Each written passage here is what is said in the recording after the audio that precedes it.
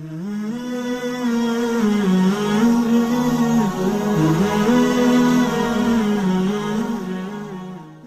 اللہ صلی اللہ تعالی وسلم کے طفیل ہم پہ کتنا کرم کیا.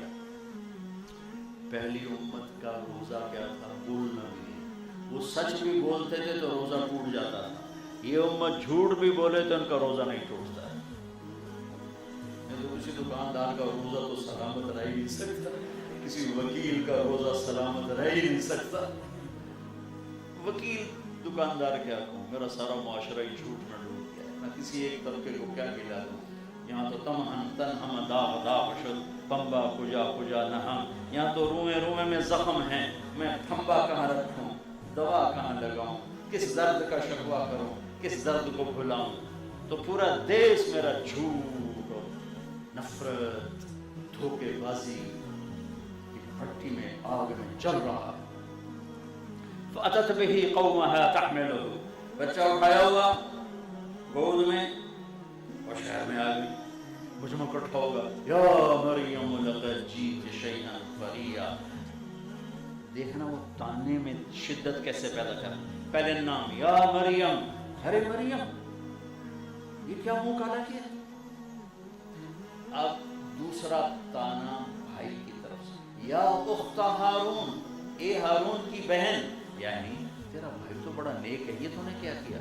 تیسرا تانا ما کان ابوک امرأ سوء, تیرا تو باپ ایسا نہیں تھا.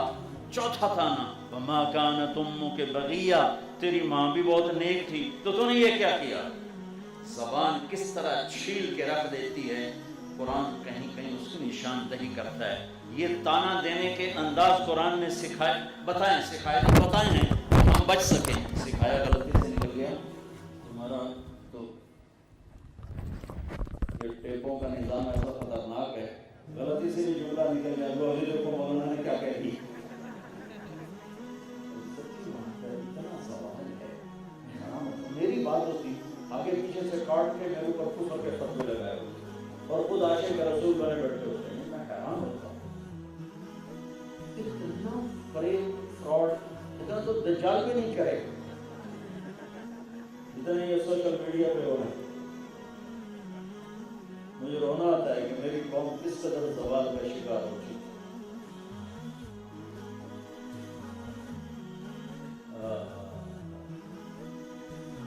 سلمان فارسی رضی اللہ عنہ کو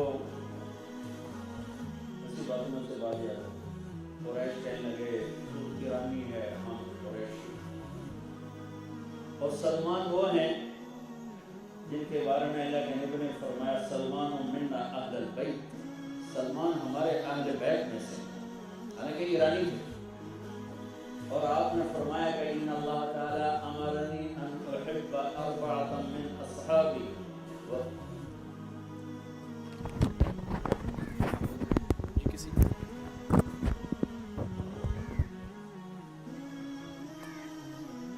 وأنه أخبرني أنه يحبهم وعلي منهم وعلي منهم وعلي منهم. آپ کی برکت سے حدیث بھی یاد آ گئی. میرے نبی نے فرمایا کہ میرے اللہ نے مجھے کہا ہے کہ میرے محبوب میں آپ کے 4 ساتھیوں سے بہت پیار کرتا ہوں, آپ بھی ان سے پیار کریں. اور علی ان میں سے ہے, اور علی ان میں سے ہے, اور علی ان میں سے ہے. 3 دفعہ یہ دو ہے کہ اے میرے محبوب میں آپ کے 4 ساتھیوں سے بہت پیار کرتا ہوں, لہٰذا آپ بھی ان سے پیار کریں. اور علی ان میں سے ہے, اور علی ان میں سے ہے, اور علی ان میں سے ہے.